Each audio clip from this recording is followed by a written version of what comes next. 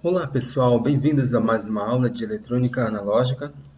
Eu sou o professor Clenilson Rodrigues da Silveira e vou agora dar continuidade à aula sobre diodos. Vamos falar hoje sobre semicondutores intrínsecos e extrínsecos, que é a base da construção de diodos. Então vamos fazer uma breve introdução acerca desse assunto, falar sobre materiais semicondutores, semicondutores intrínsecos, materiais semicondutores extrínsecos do tipo N e do tipo P, e também vamos falar sobre fluxo de elétrons e fluxo de buracos. Bem, um diodo nós vimos na aula passada, né, na aula 1, na aula introdutória, que o diodo ele é composto por dois terminais, um ânodo e um cátodo, e que ele funciona como uma chave. Aqui nós temos uma foto de um diodo real e o símbolo esquemático do diodo. E nós vimos também que o diodo, idealmente, ele funciona como uma chave que, quando polarizado diretamente, permite a passagem de corrente elétrica nesse sentido da seta. E se polarizado reversamente, ele impede a passagem de corrente e funciona como um circuito aberto. Aqui nós temos uma representação ilustrativa da formação de um diodo em termos de semicondutores. Sim, o diodo ele é formado por semicondutores extrínsecos do tipo P e do tipo N, onde o tipo P ele é onde o terminal do ânodo está ligado, e o tipo N, material do tipo N, é onde o cátodo está ligado. Então, a junção desses dois tipos de materiais forma um diodo. Qual é o princípio de funcionamento dele? Bem, isso nós vamos analisar nessa e nas próximas aulas. Nós podemos adiantar que o semicondutor do tipo P ele é cheio de portadores positivos, por isso a letra P. E o semicondutor do tipo N ele é formado, ele é cheio de portadores negativos, por isso a letra N. Então nós vamos analisar agora, saber o que são semicondutores extrínsecos e o que são semicondutores do tipo P e do tipo N. E o princípio de funcionamento por trás do funcionamento do diodo, né? O princípio de funcionamento do diodo. Vamos agora abordar sobre a teoria de semicondutores. Semicondutores são os elementos que formam os componentes eletrônicos, como diodos e transistores. Semicondutores eles têm características de condutividade elétrica intermediárias entre um condutor e o isolante. Os semicondutores mais utilizados na construção de dispositivos eletrônicos são o silício e o germânio. Atualmente é utilizado mais o silício, antigamente era o germânio. Mas eles têm algo em comum, eles são tetravalentes, ou seja, eles têm 4 elétrons na camada de valência. Aqui nós temos o diagrama de Bohr, né, desses dois átomos de germânio e aqui de silício.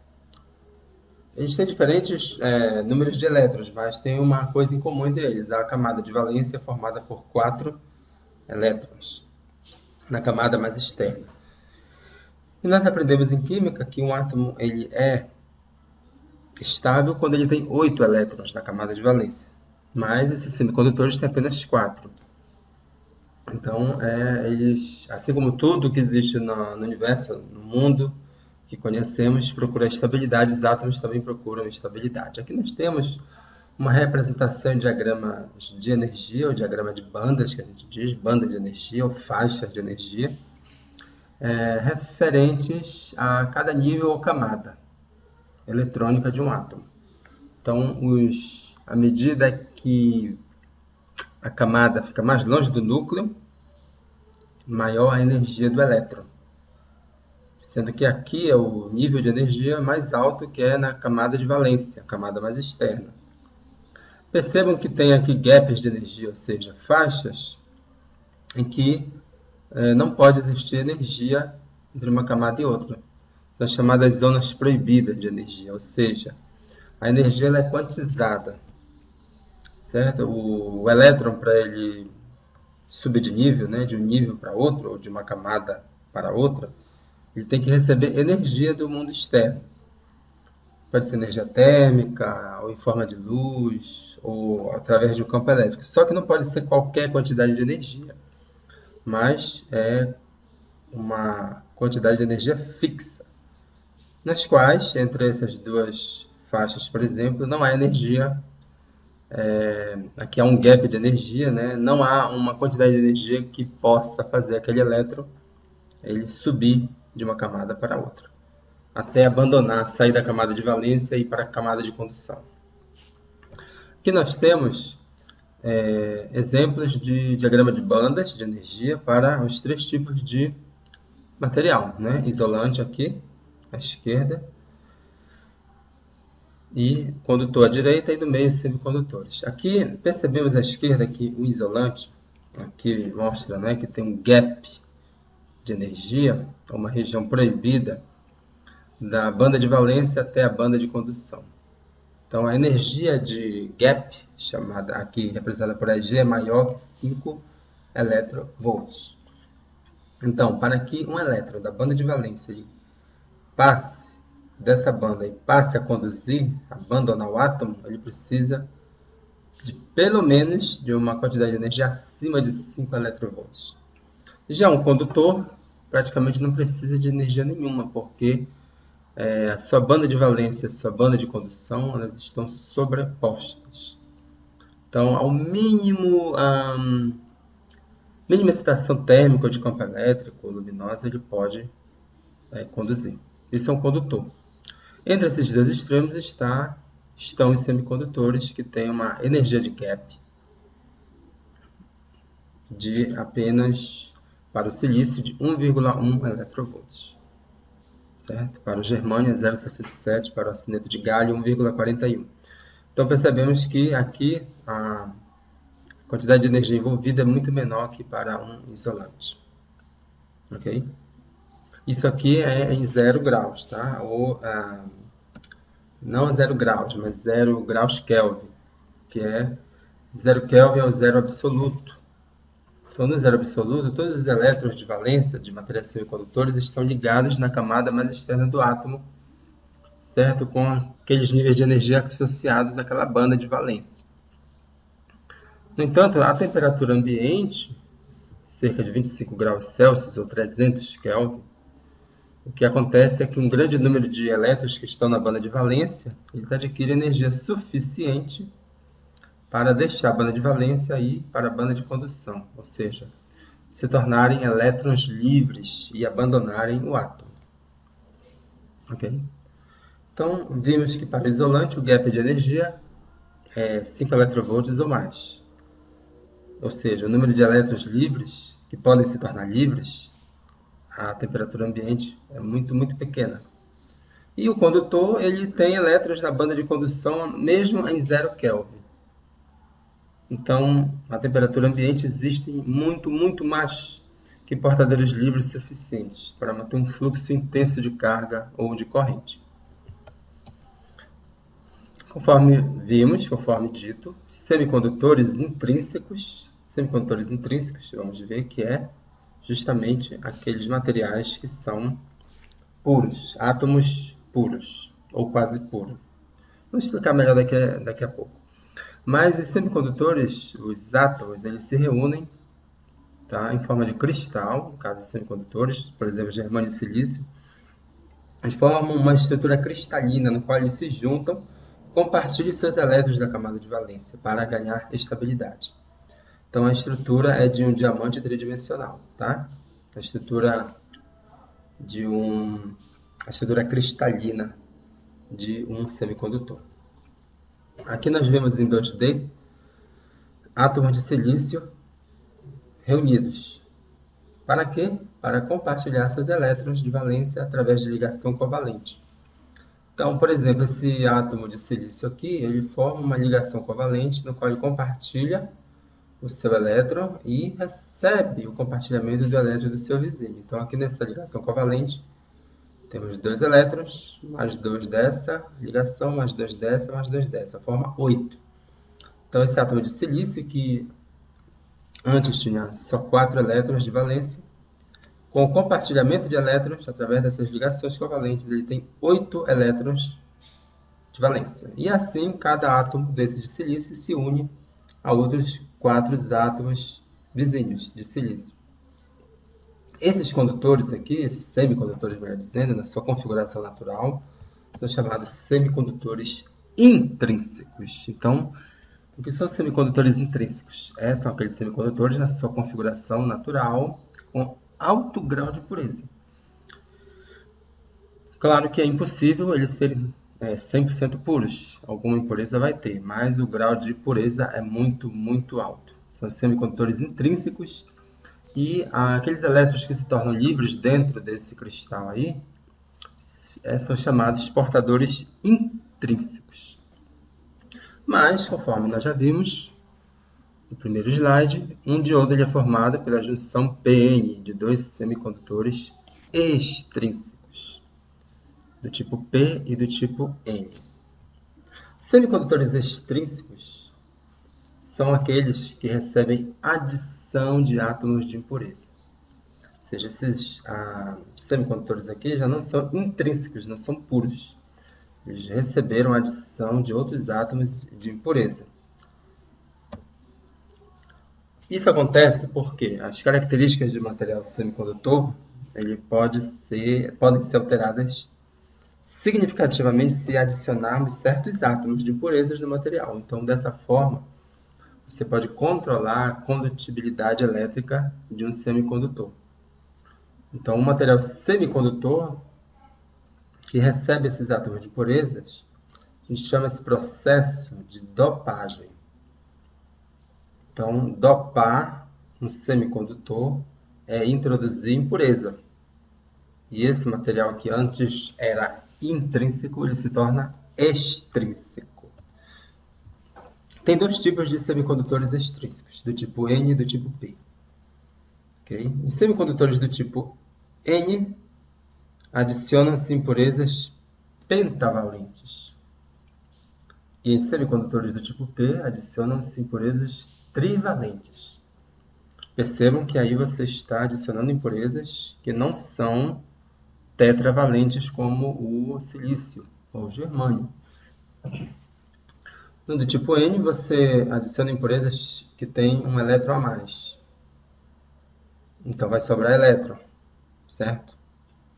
E aqui, do tipo P, você introduz impurezas trivalentes. Para exemplificar, temos essa figura. Temos aqui ligações, né, de silício aqui com suas ligações covalentes. Aí você introduziu aqui, esse átomo aqui, Sb, é o antimônio. Você introduz na estrutura cristalina um átomo pentavalente. O antimônio tem 5 elétrons na camada de valência. Então, ele faz a ligação covalente de seus 4 elétrons, juntamente com os demais átomos de silício, mas sobra aqui um elétron que está fracamente ligado à estrutura cristalina. Então, esse elemento de impureza, que tem 5 elétrons, como o antimônio, temos também o arsênio e o fósforo, eles são chamados de átomos doadores. Eles doam um elétron. Tem um elétron adicional que ele não está associado com nenhuma ligação covalente. Percebam que ele está aqui solto. Ele está fracamente ligado. Este elétron adicional aqui, tá? Ele está fracamente ligado ao seu átomo de origem. E está, digamos assim, relativamente livre para se mover dentro do material. Essas impurezas, conforme já mencionei, com 5 elétrons de valência, são adicionados, são chamados de átomos doadores, que eles doam um elétron. Okay? Então, mesmo que um grande número de portadores livres tenha sido estabelecido no material tipo N, tá? Aqui fica o material tipo N, ele ainda é eletricamente neutro, esse material. Por quê? Porque o número de prótons no núcleo ainda é igual ao número de elétrons livres que orbitam carregados negativamente na estrutura. Então, o estrôncio tem 5 prótons e 5 elétrons.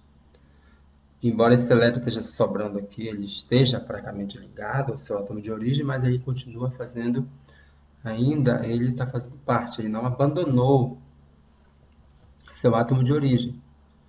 Ok? Então, aqui esse átomo ainda é eletricamente neutro.